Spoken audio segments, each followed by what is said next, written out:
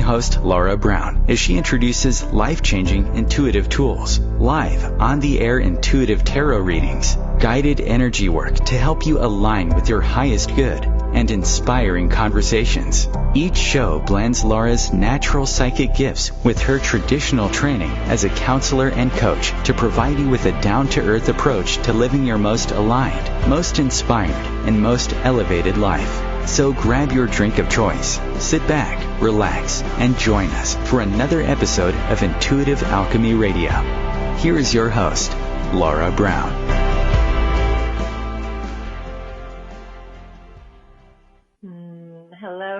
Hello. Welcome to Intuitive Alchemy Radio. I am your host, Laura Brown, and I am so excited to have you here with me today. I cannot believe that we are already now into this sort of pseudo second week of October.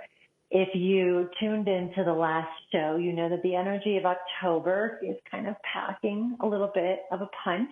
It's definitely pushing us where we need to be pushed, and it is really, I guess the best way that I could describe it is it's kind of prying us open in those areas where maybe we clench.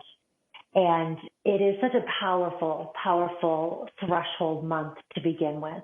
You know, we are really very much at the doorway of this stiller and calmer time of the year, a time that is not so much inactive in that we're still very much doing the inner work, but it is a bit slower in terms of the translation of that inner work with what it is that we see and what it is we are doing all around us in the physical 3D and the outside sort of expression of that inner work.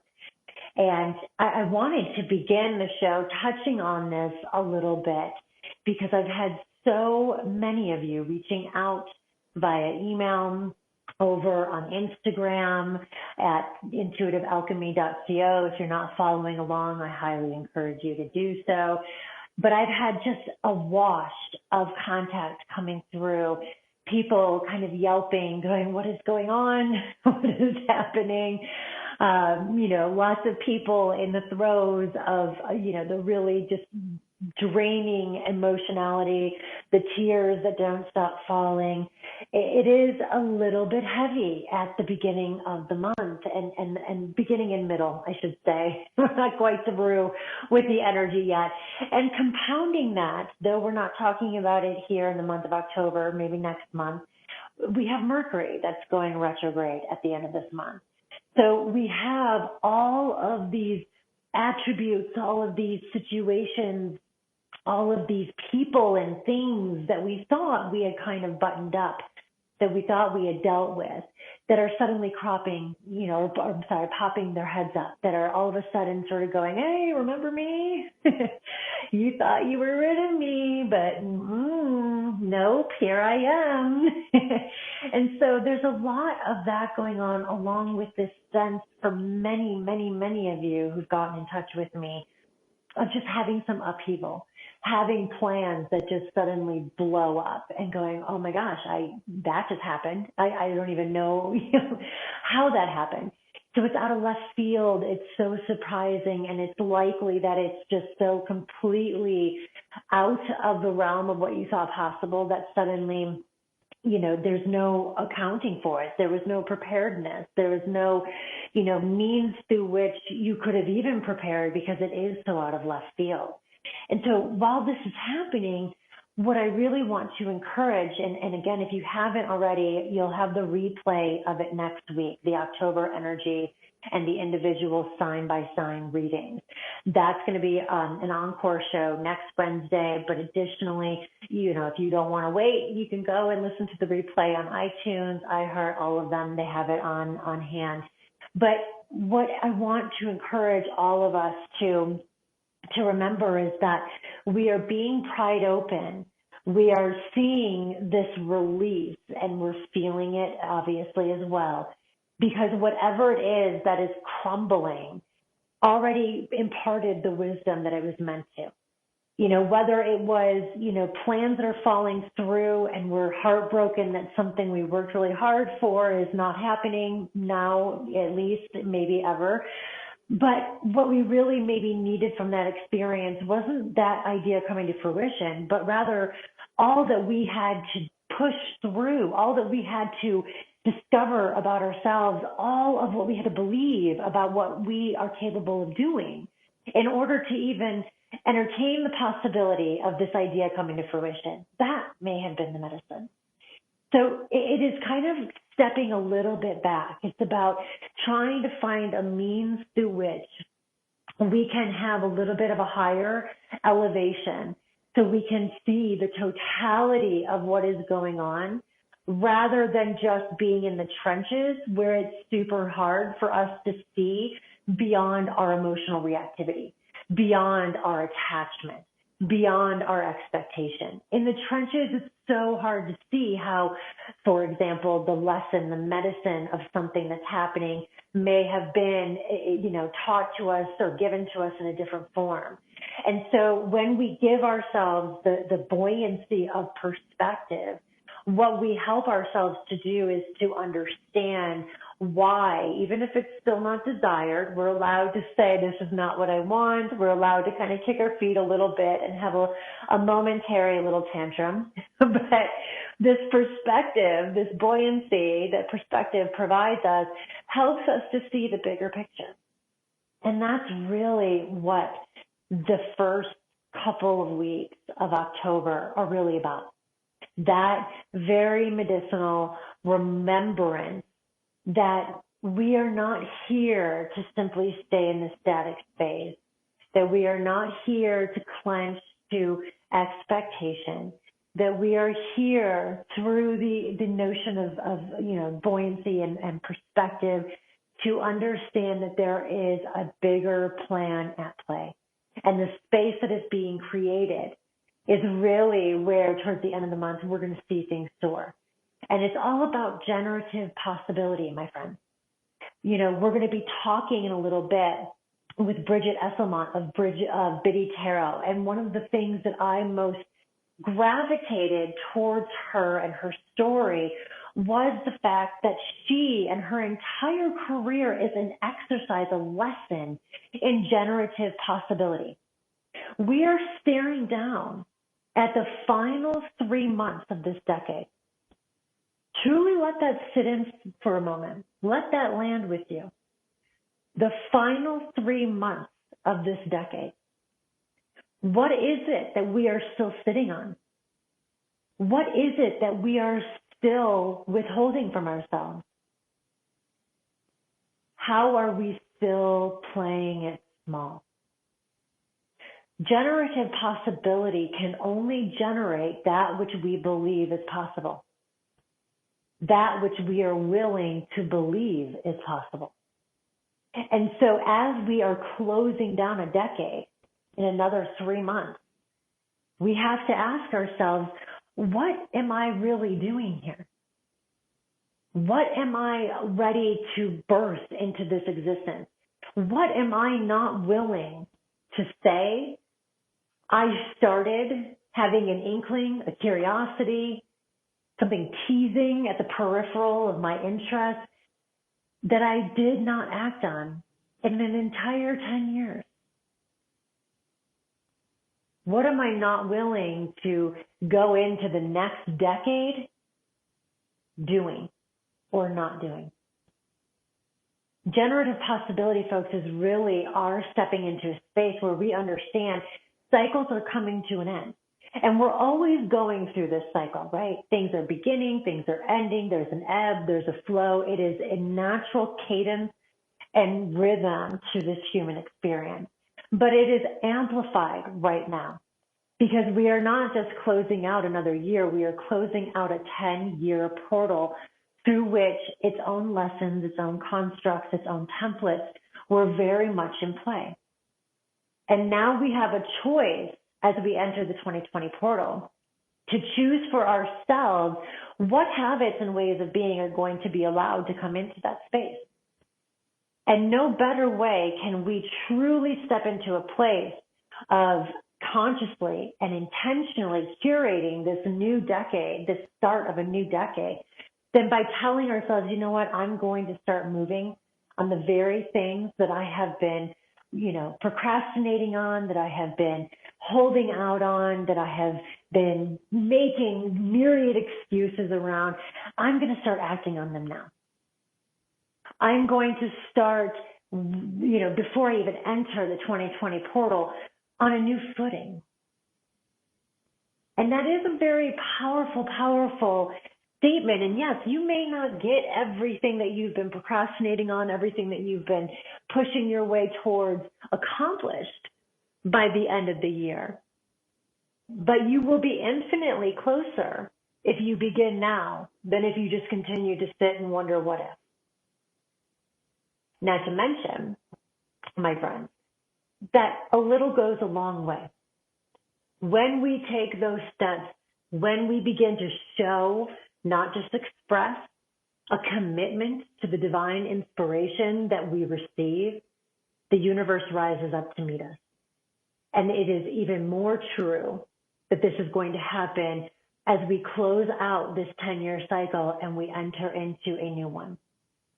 So I encourage all of you to step into that space of knowing there's nothing you cannot accomplish if you're willing to consider the possibility that it is, in fact, possible. That is generative possibility. And again, something that our guest today knows so much about. Brigit Esselmont of BiddyTarot.com. Quite literally, I call her the godmother of tarot. It is her website that I actually began learning tarot and the tarot card meanings and tarot card spreads way, way, way back in 2000 when I finally picked up and decided to use and work with my deck. I, at the time, was in college. I had a small little boy that I was raising, most of which I was after I had left his father. I was a single mama, put myself through school. I couldn't afford expensive tarot certification programs. I couldn't afford a ton of books on tarot. This was really before, not so much before, but it was at a time when the internet was a little bit hit or miss in terms of what you could find. And we didn't have necessarily a community when it comes to tarot and the esoteric and the metaphysical in the same vein as what we do now. So coming across BiddyTarot.com when I was just, a 19-year-old girl, starting out, was an invaluable resource for me. And it turns out, and Brigit discusses this a little bit in the interview, that we were kind of learning tarot, me and whoever else, I'm sure there were many who were perusing the site. We were all learning together alongside Brigit, because the entire concept was that this was going to be a blog that really traversed and chronicled her own learning journey as she was learning tarot, as she was developing her style of reading and getting to know her cards. And it was a resource that I continued to come to through the years, over and over and over again. And it was also a resource that, as I watched, was blossoming in the most beautiful of ways. Brigit really took the idea of generative possibility and went with it in every conceivable sense, and turned what was just nothing more than, a blog to chronicle her learning journey into this 7-figure business that mentors, that has a community that still helps teach others how to read the cards. It is really just an all-encompassing and invaluable resource for those who read tarot professionally or just have a curiosity and use and work with the tool for personal development. And though we don't touch much about it in the actual interview, I do want to do a little shout out for the community that Brigit has established, because it truly is absolutely amazing. It is a place where you can interact and talk with others who are interested in tarot, who are learning tarot. You can receive free readings. You can give free readings, because one of the things that I think is so amazing about Brigit and her team is that they are interested not just in doing things for you, but teaching you how to do them for yourself. And one of the most important components of that is building confidence to read the cards, to read them for ourselves, and especially gulp, reading them for other people. And so you can sign up to give free or to give free readings, to receive free readings, and to build a community around the amazing people who are in the same boat as you, who are interested in and wanting to deepen or expand their awareness of this very powerful tool that I work so closely with tarot. So I am so incredibly happy and excited to have had the chance to sit with Brigit and to talk about her journey and to share her story and to really see and learn how she manages to balance it all. As a mama who owns her own business, this is important to me, and I know it is you too. So we're going to head over into a small break, but please stay with us. We'll be right back with Brigit Esselmont of BiddyTarot.com.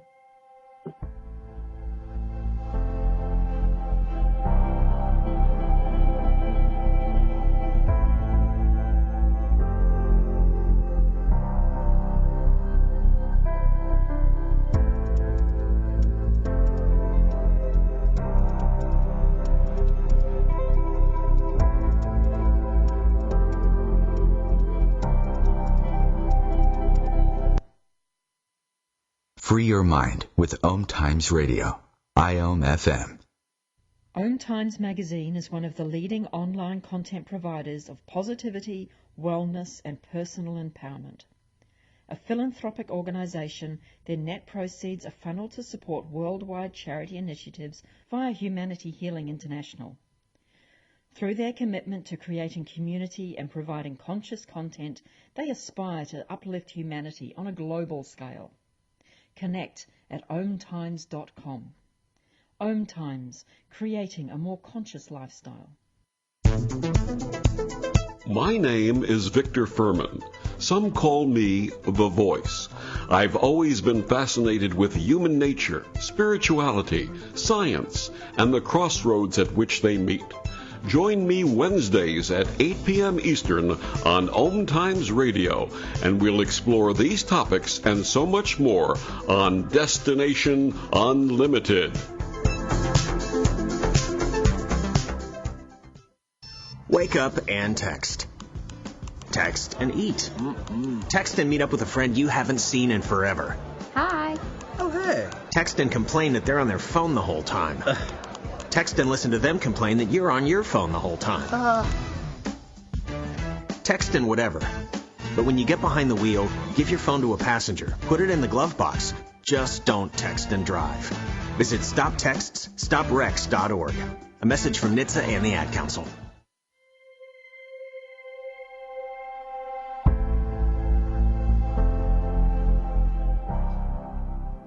Welcome back. I'm your host, Laura Brown, and you're listening to Intuitive Alchemy Radio. I am so excited to introduce our guest today. She is the best-selling author of Everyday Tarot and the founder of Biddy Tarot. It is my pleasure to welcome Brigit Esselmont to the show. Thank you so much for being on today with us. Oh, it's so exciting to be here, Laura. I'm super happy. So I'm going to kind of get right in. I want to spend the first half of today's show discussing sort of your personal relationship and journey with tarot, and then maybe switch and segue into more the business end towards the second half. But I really want to kind of just jump right in by giving you an opportunity to share, though they would be hard pressed to find anybody out there who hasn't heard of Biddy Tarot or you and the work that you are doing in this field. But for those of us maybe way in the back who need a refresher, tell us a little bit about what you do and how you do it. Yes, so we are teaching everyday people to really trust their intuition and their inner wisdom using tarot as a guide. And for me, tarot is something that just gives us that instant access to our inner voice. It's what empowers us to understand, where we're at right now, where we're heading in the future, and what we can do to really create the kind of future that we most desire. And I also see tarot as this beautiful tool that anybody can access. You don't have to be psychic. You don't need to have like third generation grandma that, could do all these amazing things. If you've got all that, fantastic. But if you don't, it's fine. It's okay. In fact, tarot is the thing that actually hones and develops your intuition versus needing the intuition to begin with, if that makes sense.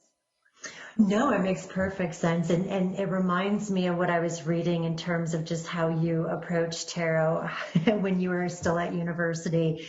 And it seemed like initially you went at it a bit like a scholar, kind of trying to memorize your way to doing tarot. What do you feel was kind of the moment that things kind of flipped for you and you found it not something that you had to kind of muscle your way through, but rather something that you could feel your way into? Yeah, it's interesting because I certainly did start that way. I thought, okay, I've got to master this tool. I've got to memorize everything, learn it, and so on. Because we all go through that education system, whether it's school or university or college or whatever it might be, and we kind of get taught that the way to do something successfully is to master it and think your way through. But what I found was I was doing these readings, but instead of allowing my intuition to come into flow, I'd be worrying and stressing about if I've got the right tarot card meaning. I'd be worrying if I could remember the next part of the spread.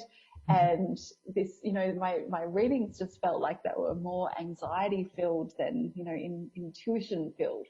And this probably went on for a good few years, to be honest. And I really just hit a point though where I realized it wasn't really the experience that I thought it would be. And instead of having this like beautiful connection with my intuition, with spirit, with universe, all that good stuff, I was just too much up in my head. So that's when I really took a break from tarot, and it started to become clearer to me that I needed to like just let go of all of these, I guess, external pressures, whether it's like making sure it was in alignment with what was in the book or what I'd been taught, or, if I was right or I was wrong. I had to let all of that go. And in fact, I stashed all of my tarot books away. I locked them away. I said, right, I'm going to do my tarot readings without the books. Whew, let's see if we can do this. And I laid out those cards for that first reading without the book, and it was such a different experience. It was one where I could really stay in flow. I wasn't worrying so much about if the cards were right. I was just really listening to that inner voice. And to me, that's the true essence of what reading tarot is about. It's this opportunity to use the imagery and the symbolism of the cards to really tap into what's happening within you and what your inner voice is trying to tell you. And so when I started to create that kind of experience for myself, it opened up the doors to a world that was so much more connected and in alignment, and where, I could actually really trust myself. I didn't have to be relying on all of these external sources to tell me what to do. I could rely on myself. And that's when the magic really happens, when we can really trust ourselves and our own inner voice and inner wisdom. Oh, absolutely. I agree. As a tarot reader, I oftentimes struggle to find a middle ground between learning about the cards from that very, kind of real learning perspective, reading the little white book that comes with just about every deck, looking it up online, and also intuitively feeling my way into kind of what was speaking to me of the cards imagery, just of, what particular things pulled at me. So I'm curious for you, what you would suggest or say to those in a similar position. how do we strike that balance between being able to open up to the, traditional or learned meanings, and also not allow that to dissuade, or maybe even can it enrich what intuitively we are feeling into the cards? Yes. So, well, number one, you're not alone. Because I think this is the challenge that so many people face when they're reading tarot. We seem to do the rote learning very well.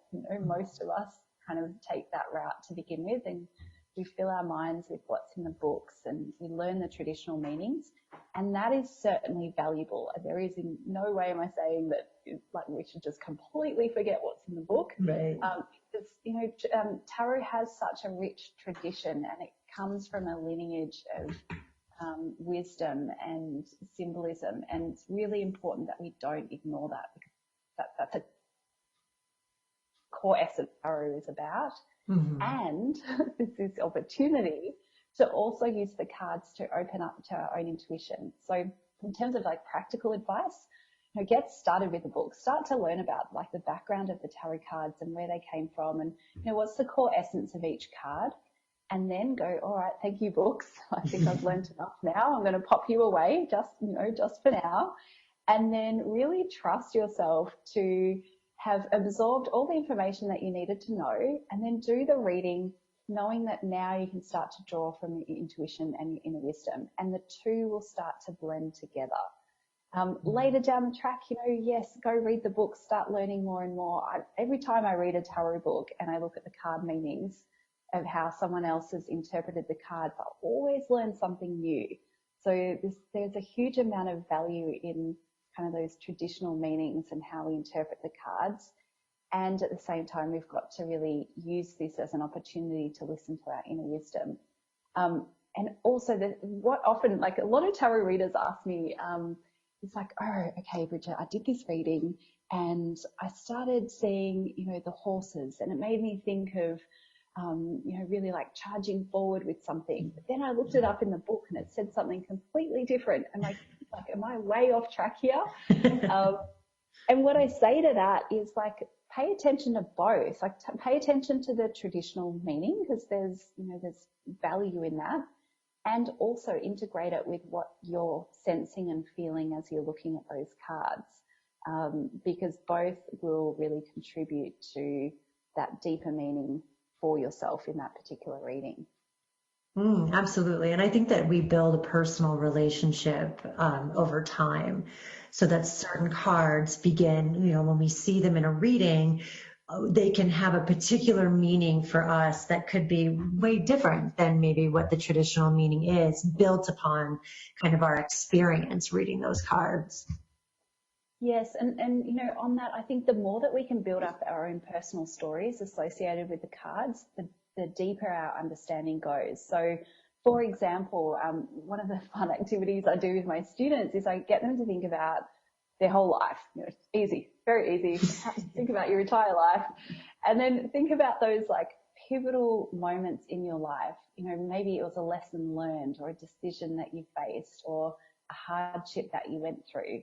And then think about what tarot card might align with that phase of your life. And you start to create these, real personal connections with the cards and what they mean. So next time you see that particular card show up in a reading, you can really associate it with it on a much deeper level. I love that. So I got to ask, based on your many years of reading tarot, is there a card that you feel particularly drawn to? Oh, it's hard. It's asking which of your children is your favorite? It's an impossible question. Yeah, but I think, I'm just checking in to see which one came to mind first. I think it's somewhere between Temperance and the Star card. What I love about Temperance is integration. I think integration is really key for me right now, particularly as I think would say work-life balance, integrating spirituality and business. I just see a lot of value right now in how we can kind of create alignment and bring different things together in a really synergistic way. And then the Star card comes to mind because I really enjoy this concept of authenticity and vulnerability that comes with the Star. So in this card, you know, there's a naked woman and she's pouring the water onto the earth. She's under the starlit sky. It's beautiful. And I really see that nakedness as this concept of just showing up as who you are, you know, warts and all, rolls and whatever else there might be, wrinkles and whatever. But just showing up as yourself and then being open to receive and, you know, be that vessel for whatever's flowing to you through from the universe. So I'm resonating with that at this point too. Oh, I love that. And then, you know, it's kind of a trick question, unfairly of me, right? Because I think our relationship as it expands and grows and evolves, there's cards that spoke to me when I first picked up a deck of cards that probably are not quite as resonant as, the changes that have come with age and with everything else. And so I think it's kind of an organic process for most of us. Yeah, and I think it's neat that we can kind of like weave our way through these different cards, and different cards will just speak to us in a certain way at certain times during our lives. And even, you know, I even think of like those stalker cards, you know, when you're doing readings, the same bloody card shows up every single time. You're like, come on, I'm done with you, Hierophant, go away. You know, it's the universe and our intuition bringing this into our conscious awareness and saying, look, you need to look at this right now. And there's something in this for you. Even if your conscious mind is going, no, don't want to see that. No, thank you. There's such a deeper message there. Absolutely. The medicine that we need, you know, sometimes we have to be kind of knocked over the head with something more than once in order to finally get its message and its meaning. Well, I'm going to actually let us pause right there to take a very quick commercial break. After we come back, we'll talk a little bit more about Brigit's personal relationship with the tarot, but also I definitely want to hear more about the evolution of your work and its reach and all of what that entails when we come back to the second half of the show. So please stay with us. We will be back in just a moment. Bringing you the best of the conscious minds in the world. OMTimes Radio, your conscious lifestyle on steroids. Ascending Hearts is no ordinary dating site, but a spiritual dating site with a purpose, to link you with your soulmate. We engineer the serendipity so you can trust that you will attune with someone that has the same matching vibration as you. Ascending Hearts, the conscious dating site for the spiritually aware. Try Ascending Hearts for free, ascendinghearts.com. I'm Kathy Williams, host of Sexy Mom Abundant Life radio show on Thursdays at 5 p.m. Eastern, 2 p.m. Pacific. On the show, we explore living abundantly in every area of your life. Ways to let go of limiting patterns and beliefs and to step into the flow of creativity and possibility, knowing you are supported by the universe. Hi, I'm your host, Smokey Colbert, filling in for Smokey because after 75 years of... Only you can prevent wildfires. Turns out there's much more to say. Nearly 90% of wildfires are caused by us humans being careless, dumping our used barbecue coals willy-nilly. Guess the song was wrong. We did start the fire. That's why I respect Mother Nature and her trees, whether coniferous or new car scented. Brought to you by the U.S. Forest Service, your state forester, and the Ad Council.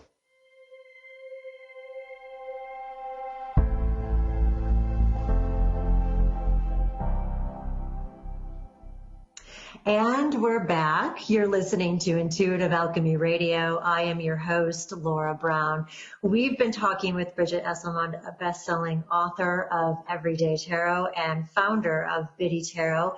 And we've been talking a little bit about the personal level. And I want to segue into a bit of the business of tarot. But before I do that, we left the last conversation before the break talking a little bit about the idea of temperance and how it's speaking in terms of, you know, kind of a work-life balance and managing the many hats that we all wear.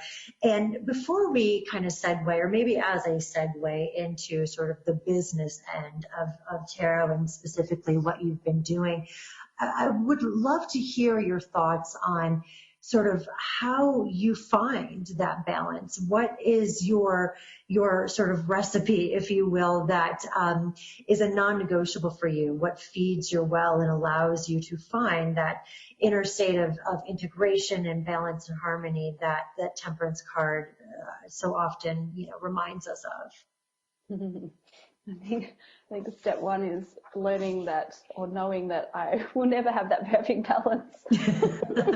It's a dance, right? Not a destination. Oh my goodness, it is, yes. And it is totally a dance, because I figure, I don't know that I've ever had that like perfect balance, right? Mm-hmm. There are times when I just get fully invested in my work, and, you know, no doubt I'm not giving my family enough attention, or my friends, or, you know, my own physical health, or like sometimes I might dial it up in terms of self-care, but then that means that I'm taking away the time from the business and so on. So I think for me, balance and integration are interesting concepts, because I think we can beat ourselves up a lot of the time and think, oh, you know, I'm just not doing enough of this. But if we embrace this idea that there's going to be these phases, that sometimes you're going to be fully invested in one thing, and then as long as that's sort of balanced out with a full investment in something else, I think that starts to balance itself out over time. So in terms of like non-negotiables, that's a good question. This is probably something I need to like go and journal on in a little bit more detail. But let me see. I know that, like, for example, a non-negotiable is my family time. And so most days I'm completing my work by 5, or if I've got to pick the kids up from school, it's 2:30. And, you know, weekends are also very sacred for family time. I really don't work on weekends. And I'm glad for that, because I think I really need the break.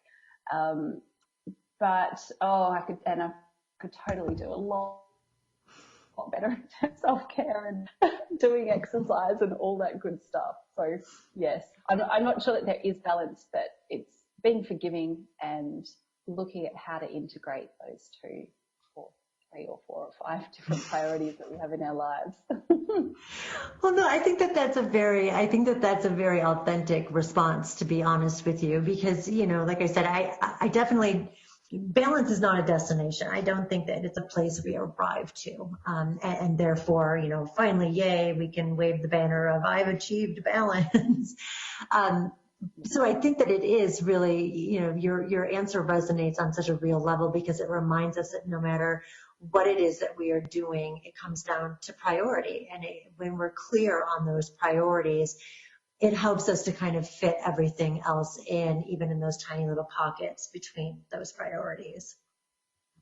And, you know, as I'm thinking about it a little bit more, I think I become more aware of my energy. So even if I do get overinvested in work, you know, well, I don't want to say I'm a workaholic, but I love my work. I love doing it. It lights me up so much. It's so motivational, and yeah, there's a lot of good stuff around the workspace. But, you know, there's times where I start to feel like, oh, you know what, I'm feeling really tired. And I've got a choice there. I could just keep pushing and keep doing the work, or I could take a walk, or I could change where I'm working, go and sit outside. So I think sometimes we can be a bit out of balance, but so long as we're aware of, you know, am I getting into that forcing, striving, pushing place, which doesn't feel good to me? Mm-hmm. Or can I allow this to be a little bit more in flow, even if it's out of balance, if that makes sense? No, I think that makes perfect sense. I think it reminds us that the more we can be present and aware of our own personal tides, kind of gives us an indication as to where maybe we need or could take a sort of sacred, you know, pause or break from whatever we're doing and inject a bit more balance for ourselves by all means. So I'm curious now, pardon me, as we segue into this, I know that back in 1999 that you began this business, or rather that you began the website, which is, it seemed like it was part website, blog, also part sort of learning tool for you and maybe accountability tool for you, if that maybe resonates or if that sounds right. But how did you turn that into what it is today? What flipped the switch? Because you didn't go, I think it says that you waited until about 2012 before you really invested everything and put all of your eggs in that basket, so to speak. Yeah, so going way back now to 1999, that was when I was learning to read tarot and studying at university, and I was desperate for some kind of distraction from learning about accounting and economics. And so that's really where the website began. And my intention at that point was simply just to share what it is that I was learning about tarot, just in case someone out there might be interested in learning about it as well. And then over time, it was just really the hobby on the side. But by about 2009, 2010, I read The 4-Hour Workweek by Tim Ferriss. And that sparked a lot of ideas around, maybe I could turn this passion that I've got into some kind of income generator, not really a business, because I never have had like a business plan, like, okay, I've got this really cool idea and I'm going to make it look like this. And, that's not really how it works. It's been much more of an evolution. So I experimented with having an ebook, and then that started to work well. And so then I started to experiment with doing master classes, paid classes, and that worked well. And then that started to turn into the online courses, which is now a real core aspect of what we do at Biddy Tarot. So it's always been something that's been in an evolutionary phase. And yes, 2012 is when I left my corporate job and invested myself fully into Biddy Tarot. And now, we're talking here in 2019, we have a team of 19 people around the world. And we're serving, over 3,500 students. We have 6 million visitors to our website. Like, this stuff just blows my mind every time I think about it. Because, had I talked to that younger version of me back in 1999 and said, all right, Brigit, you're going to have this business. It's going to have 19 people in it. It's a 7-figure business. You're going to be serving 6 million people a year. I'll be like, whatever. But it's really just kind of unfolded, and in a very intentional and strategic way. Don't get me wrong. It's not like I just kind of dreamt it and there it was. But I think just by really trusting the process and being very intentional in how I grow this business has really helped. Yeah, absolutely. And I think that it symbolizes the relationship that you built, because you didn't go after it kind of how we're taught in various other sort of schools and ideologies. You've got to have your business plan. You've got to have it all, outlined, and, this very, very regimented approach. It seems to me, and correct me if I'm wrong or add to it as you wish, that a lot of what Biddy Tarot has been achieved because it was more about following intuition, but also relationship building. You're establishing such a deep connection. Many people, such as myself, who quite literally, when they first began reading your website and your definitions, were an invaluable tool to them. That relationship speaks volumes, I feel, to how successful we can be when we place an emphasis on that and not just the sort of nuts and bolts kind of traditional paradigm around business making.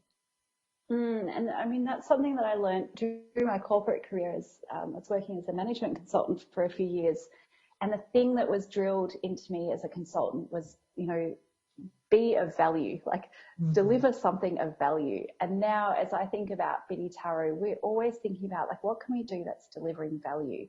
And whether it's, free value, like our tarot card meanings, that's helping people to start to get to know tarot, or if it's value through our paid offerings, through a course or a membership, that's just been really critical. And I think it's great to hear that feedback from you too, in terms of how that value has translated for you. And then also how that translates into building those relationships and building a sense of community. It's certainly something that we've been very mindful of in these last few years, is to move it away from just like me as the teacher and everybody listen to Brigit, because I feel so uncomfortable in that kind of role. And much more about, really reinforcing a community that is Biddy Tarot.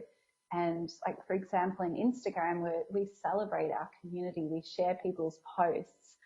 That's way more interesting than just, hearing what I ate for breakfast or something, right? And even, as we're certifying our tarot readers, our Biddy Tarot readers, celebrating their success and supporting them in their growth and the next steps that they take in their journey as well. So, yeah, building relationships is incredibly important to a thriving business, because, it's profitable, yes, 100%, but also, like, you're having this amazing impact and transforming people's lives. That's what I've always, that's what lights me up, knowing that we have this ripple effect and that we're changing people's lives in the way that tarot is seen also. I love it. So I know that there's been so much to celebrate and so much success, but I am curious, because it has been 20 or so years. And if you had to rebuild this business, if you had to start all over again from scratch now in 2019, what do you think you would do differently? Or would there be anything that you would do differently? I'm such a believer that everything happens for a reason. And so even those crappy moments where you're like, oh, this is awful, they all serve a purpose. And, I've had so many along the way of where, even like a few years ago, I just remember being too involved, say, with social media and paying too much attention to what people think of me, and, like opinions and all that kind of stuff, and then letting that impact me and getting really upset and, troubled by it. It was awful at the time, but I'm so grateful for that experience, because it helped me put in place some really solid boundaries. It helped me get really clear about who I am, what I tolerate, what I stand for, kind of in and what's kind of out. So yeah, I feel like all the parts of the journey have been there for a reason. I'm really glad that they have.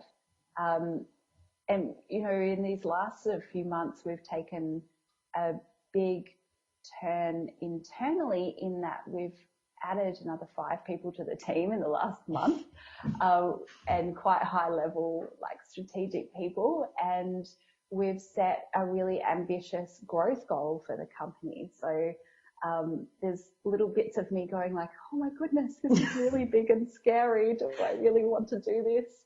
And we're feeling the growing pains of that growth. But there's a large part of me going, no, let's just do it. Let's just see what happens. And, what does it feel like? And you can always change. If it doesn't feel good, you can always change direction and, pivot and so on. Right, and I think that fluidity is so invaluable, just to kind of learning that this is a process which ebb and flows, and we can roll with that, and nothing's too permanent that we can't always make a different decision later. Yeah, and, I've always treated this like it's one big experiment or a computer game almost. And I just, you can't fail. When something's an experiment, you can't fail, right? It's like, well, I'm just going to try that and see how it feels. Oh, it didn't feel great. Okay, now I know that. Now I can, take the next step. Yeah. And no failure in that. I love it. So I know a large part of the mission is to kind of bring tarot into the mainstream, something which I feel it is, and hopefully I think you probably would agree, is much more prevalent now. And I think it definitely is much more in the mainstream than it was, back in 1999 or 2003 when I started. So I'm curious for you, as you've seen things grow and expand and, tarot having its moment, these tools, the esoteric, metaphysics, all of that having its moment. I'm curious where you see things heading in this business of tarot, of well-being. You know, I think it's all very much interlinked these days. Where do you feel things are moving in this industry? It's funny you ask, because just yesterday I was talking with my team about this exact topic. I think if we look at tarot, it really sits in, well, from my perspective, it sits in that sort of self-awareness, personal development space.